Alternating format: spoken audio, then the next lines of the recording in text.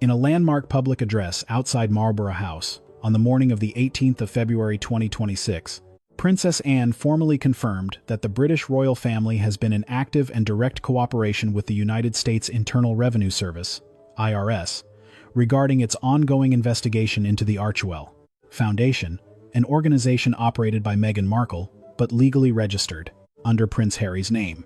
Standing at the marble lectern surrounded by cameras and senior palace aides, Anne's statement was delivered with trademark clarity and firmness. There must be no room for ambiguity when the integrity of the crown is questioned. Her Majesty's household has fully cooperated with inquiries made by U.S. tax authorities concerning the Archewell Foundation. The institution I represent remains committed to transparency, constitutional responsibility, and ethical neutrality. The moment was historic not because the royal family had never been entangled in scandal, but because it was now an external government body probing potential international tax abuse tied to the once royal Sussex household.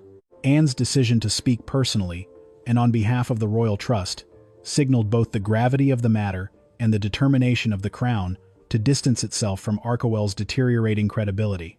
According to confidential diplomatic memos leaked to the Financial Times and confirmed by Whitehall officials, the U.S. IRS made a formal request on February 9 for clarification on whether the Archewell Foundation had ever received institutional or symbolic endorsement from the British monarchy. The request stemmed from multiple public statements by Meghan Markle, particularly one made on the 21st of September 2023 at the Aspen Impact Forum, where she stated, "Archewell represents not just our family, but a legacy of service that the Crown instilled in us." IRS officials flagged this remark as potentially misleading, suggesting it gave donors and media the impression that Archewell operated under the moral and institutional umbrella of the British royal family. This, coupled with unusual financial behavior in Archewell's 2024 tax disclosures, triggered an accelerated audit, with a cross-border inquiry to ensure the palace had no silent involvement. By February 12, the IRS formally requested a meeting with representatives from the Royal Trust to address three central questions. Has the Crown at any point directly or indirectly supported Archewell Foundation's operations, financially or symbolically? Has any royal insignia, language, or personal title, for example, Duchess of Sussex, been used in commercial ventures without express permission? Is there evidence to suggest Archewell was used to create the illusion of royal backing for personal or political fundraising? Sir George Lascelles, chair of the Royal Trust, responded immediately. By February 14, a confidential video conference between the IRS Forensic Compliance Team and senior British institutional officers took place. Sources within HM Treasury confirmed that during the meeting, British officials submitted internal records proving the following: no royal grant, sovereign fund, stipend, or charitable endowment had ever been allocated to Archewell. The palace had issued no endorsement letters, no diplomatic support, and no insignia authorizations tied to Archewell or Meghan's as ever brand. The royal household's communications office had filed two separate internal warnings about the misuse of royal-adjacent imagery in Meghan's commercial brand materials as early as May 2024. The tone of the session, sources say, was measured but direct. U.S. officials were reportedly surprised and reassured by the clarity and promptness of the British response. 2 days later, on February 16, Princess Anne met privately with Peter Halloran, Senior Director for International Tax Crimes at the IRS, in a closed-door session held at Clarence House. The meeting lasted 1 hour and 45 minutes. While the full transcript remains sealed, palace officials confirmed to The Telegraph that the agenda included a detailed review of Meghan Markle's public statements and fundraising events using royal symbolism, clarification on the use of the Sussex titles in American tax filings and promotional materials, royal protocols on brand licensing, coat of arms usage, and commercial boundaries post-royal exit, the palace's internal ethics framework for distancing former royals who engage in monetized representation. Following the meeting, Halloran issued an internal memorandum to IRS leadership praising the candor and cooperation of the British delegation. In an off-the-record comment to the Washington Post, a senior IRS official said, "We've rarely encountered this level of institutional transparency in cross-border investigations. The royal household provided what we needed without obstruction or deflection." This marked the first time since the Prince Andrew civil settlement in 2022 that a senior royal spoke publicly on legal matters involving external scrutiny. But unlike that affair, which was handled quietly through legal channels, Anne's statement was delivered as a constitutional declaration. She invoked both royal dignity and public service ethics, drawing a deliberate contrast between the palace's behavior and the pattern of alleged misconduct surrounding Archewell. It was also no accident that Anne chose February 18, a date that aligned with a new quarterly compliance report filed by Archewell to California's Charity Registry, in which the foundation attempted to amend its structure retroactively. "Let the record show," Anne said near the end of her speech, "that the monarchy will not lend even a shadow of legitimacy to any enterprise that confuses personal ambition with public good." As British institutions continue to navigate the complex realities of a modern monarchy, one that must balance visibility with restraint, symbolism with legal accountability, Anne's statement may be remembered as a defining moment, a royal refusing to retreat into silence, and instead choosing to lead. While Princess Anne's declaration clarified the royal family's disassociation from Archewell, the deeper concern now rests with the financial realities behind the foundation and the explosive findings currently fueling the IRS investigation. According to internal IRS documents obtained by the Financial Ledger, Archewell Foundation has been flagged for multiple financial red flags over the past 2 years. These flags, ignored by the California Attorney General's Charitable Registry until recently, were triggered anew after the IRS began investigating Archewell's transition in mid-2025 to a fiscal sponsorship model, a structure that enables nonprofits to operate under another organization's tax-exempt status. This shift was made after Archewell failed to file a full tax disclosure for the fiscal years 2022 and 2023, raising suspicions of deliberate evasion. The 2024 filings, partially disclosed under U.S. charitable compliance law, revealed the following. Total donations received, $2.1 million, down from $5.3 million in 2023. Total reported expenses, $5.1 million. Actual grants to external charities, $1.25 million. Salary payments for 2 staffers, $913,000. Administrative, travel, and security expenses, $2.9 million. Put simply, over 75% of Archewell's expenditures were not directly related to charitable work. What's more troubling, sources confirm, is that the vast majority of the administrative costs appear linked to Meghan and Harry's personal protection detail, luxury travel, and marketing efforts for their commercial ventures. The $913,000 salary line item was what first triggered deeper IRS review. Archewell's 2024 staffing report lists just 2 full-time employees, neither with senior executive experience in nonprofit management. IRS auditors described this payout as wildly disproportionate, equivalent to the compensation structure of major global charities serving tens of thousands of beneficiaries. We're looking at a foundation with minimal operational footprint, yet its cost structure mimics that of an international relief organization, said a source close to the audit. In parallel with the Archewell audit, a secondary inquiry was opened into Meghan Markle's personal luxury brand, As Ever. Initially hailed as a values-driven lifestyle brand, it launched in April 2024 with an exclusive run of fruit preserves, botanical candles, herbal teas, and artisanal decor items. Royal observers at the time noted the packaging suspiciously resembled traditional British royal gift aesthetics, including the use of a stylized crown icon and a signature serif font long associated with palace stationery. More troubling, however, were claims of false scarcity. In its debut weekend, As Ever announced that all products had sold out within hours. This led to glowing headlines in Harper's Bazaar and In Style, boosting public perception of Meghan as a viable lifestyle mogul. But forensic tech investigators on Reddit uncovered a glitch on the brand's e-commerce site in late January 2026, revealing the actual warehouse inventory. 137,455 fruit spread gift boxes, 62,000 signature candles, Frutiofera, Knoll orange marmalade, 80,000 floral sprinkles, 39,000 peppermint tea units. In total, the IRS estimates over $23 million worth of unsold inventory, with some products expiring as early as April 2026. In one 24-hour period in January, only 26 items. Business analysts dubbed it the largest luxury overstock misfire in recent history.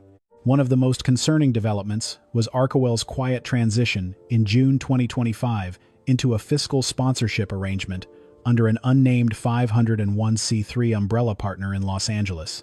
This structure allows Archewell to continue fundraising without directly filing its own financial disclosures, a common tactic used by smaller startups but deeply problematic for a foundation with royal associations and high public visibility, the IRS stated in its January 2026 summary report. This restructuring appears deliberately timed to avoid scrutiny at the moment public questions began arising over financial inconsistencies and symbolic misrepresentations.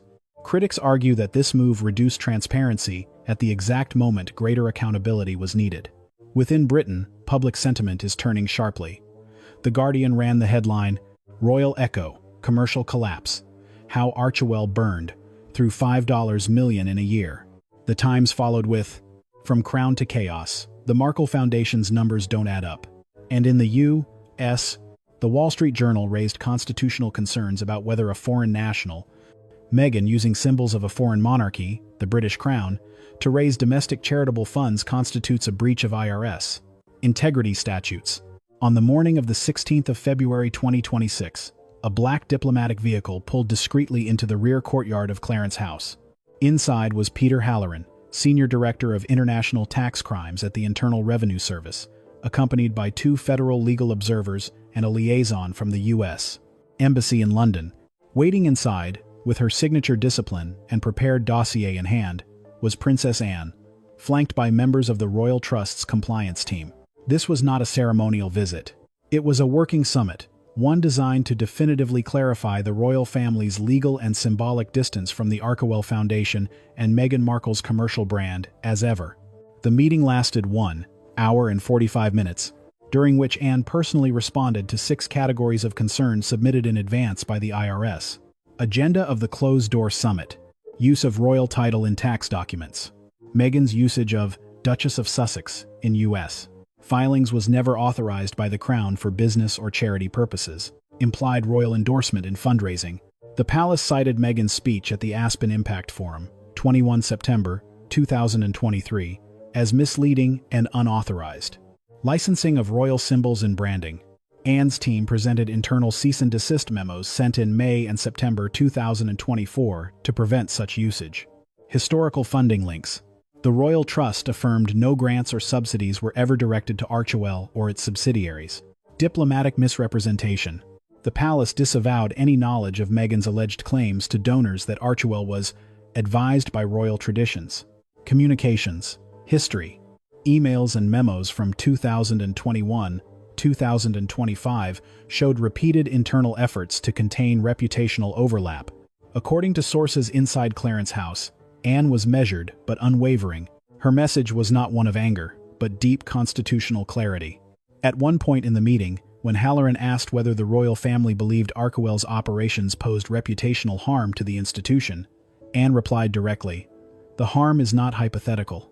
It is institutional, and we are treating it as such." Those in the room described a striking moment when Anne placed a copy of Archewell's 2024 expenditure report side by side with a framed image of Queen Elizabeth II from her 1957 Christmas broadcast speech, in which the late monarch famously said, "It has always been easy to hate and destroy. To build and to cherish is much more difficult." The gesture, subtle but deliberate, was taken as a reminder that public trust is the monarchy's most fragile asset. The location, Clarence House, was carefully chosen. Traditionally, the residence of the Queen Mother, and now associated with Anne's stewardship of constitutional duties, it has become the palace's de facto space for state-level mediation without pageantry. Holding the summit there, rather than at Buckingham Palace or Sandringham, reflected the seriousness of the engagement while avoiding unnecessary spectacle. A member of the royal household described it as a matter of state ethics, not royal drama. Hours after the meeting concluded, the IRS released an official statement to U.S. and UK media outlets commending the royal family's cooperation. The Internal Revenue Service acknowledges with appreciation the full cooperation of the British royal household and the Royal Trust in clarifying the institution's non-affiliation with the Archewell Foundation. We especially thank Her Royal Highness Princess Anne for her candor and constitutional leadership throughout this process. The statement was interpreted by analysts as a green light for further enforcement action directed squarely at Archewell and its U.S. based operators, with zero risk of diplomatic entanglement involving the monarchy. Inside the palace, Senior courtiers moved swiftly after the Clarence House Summit to update the Royal Branding Compliance Charter, a set of internal protocols governing the post-usage of royal titles, insignia, and ceremonial associations by former members of the working royal family. Several notable inclusions in the revised document: all commercial usage of royal-sounding phrases, the Crown, Royal Standard, Windsor Line, by former royals, now requires pre-approval from the Royal Trust's legal office. All external communications involving charitable operations tied to royal titles must now include a disclaimer, not affiliated with the British monarchy. Sources confirm that legal advisors to the Crown have already prepared a notice of breach to be sent to the brand's parent company, challenging Meghan's use of packaging that allegedly mimics royal stationery and gift wrapping protocols, specifically in the floral wreaths and fruit box line. International headlines reflected the gravity of the summit. The Guardian ran, "Anne faces the storm. How the Princess steered Windsor through the Archewell minefield." The New York Times stated, "IRS clears the Crown. UK royals prove non-entanglement in Markle Foundation probe." Le Monde headlined, "Une monarchie sans tache. La Maison Windsor désavoue les Sussex." The narrative had shifted decisively from uncertainty about the royal family's involvement to a clear institutional firewall, reinforced by proactive diplomacy and policy reform. As the investigation pivots toward enforcement, all eyes now turn to the palace's next move. Will the Sussex titles be revoked? Will further lawsuits follow? In a monarchy that rarely speaks and almost never acts on camera, the Princess Royal has now set the tone: cooperation, clarity, and consequence. On the crisp morning of February 18, 2026, barely 48 hours after her confidential summit with IRS leadership, Princess Anne stepped onto the south lawn of Marlborough House and faced a semicircle of the world's press. The backdrop was understated. A stone lectern bearing only the Royal Trust's insignia, flanked by the flags of the United Kingdom and the Commonwealth. There were no fanfares, no carriages, no ceremonial guards. This was not a royal celebration. It was a constitutional moment, and Anne treated it as such. Her tone was resolute, her words meticulously chosen. "The royal family has neither funded nor endorsed the Archewell Foundation. We have offered no formal or informal affiliation, nor have we licensed any use of our names, titles, or symbols for commercial or philanthropic purposes related to that organization." The Princess Royal continued with a calm but unmistakable firmness. When institutions are used as shields for private interests, and when language once associated with service is re-engineered into currency for influence, it is our duty to intervene not out of sentiment, but out of respect for the rule of law and public trust. The press corps, representing outlets from the Times to the Washington Post, remained stunned into silence for several seconds. In a single statement, Anne had achieved what months of speculation, public debate, and anonymous leaks could not. She had spoken plainly, unequivocally, and without the diplomatic hedging typical of royal responses. While the royal household had long maintained internal distancing from the Sussexes' private ventures, this marked the first time such distancing was codified publicly in a formal declaration. Anne outlined the three core pillars of the monarchy's institutional firewall: neutrality in non-state ventures. Any former working royal involved in business or charitable operations must include a disclaimer stating they do not act on behalf of the monarchy. Prohibition on symbolic replication.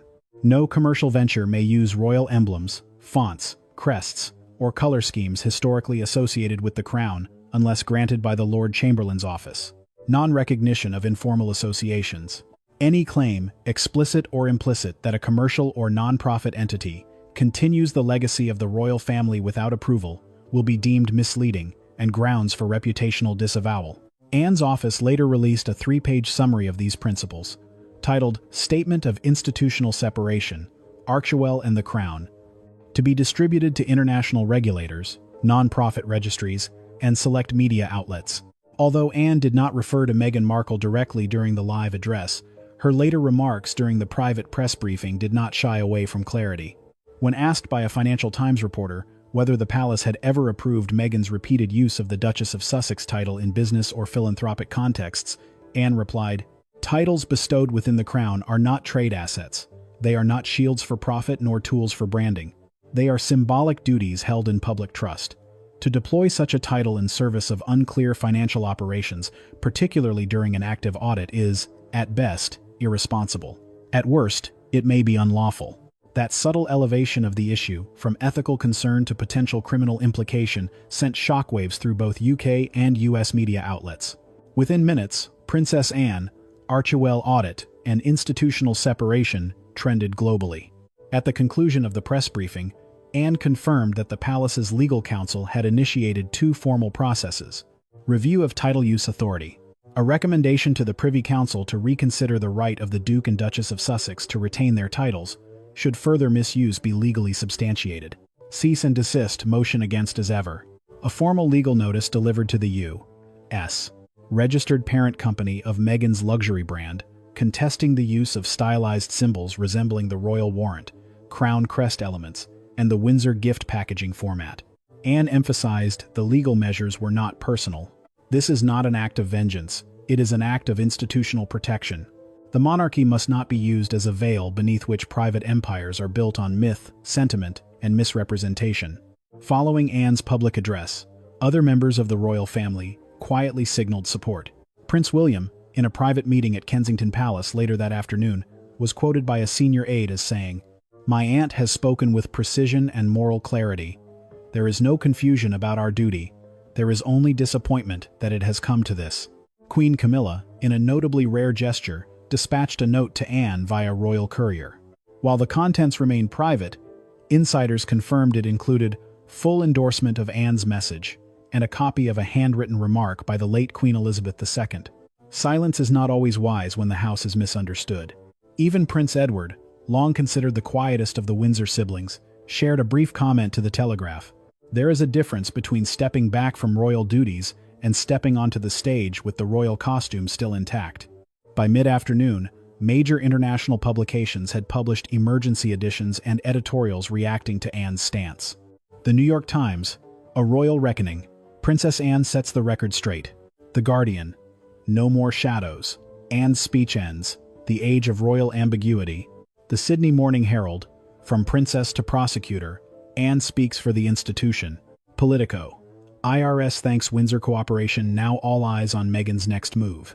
Anne's speech, though sober in tone, had delivered one of the most profound institutional clarifications in modern royal history. And it was not just a declaration.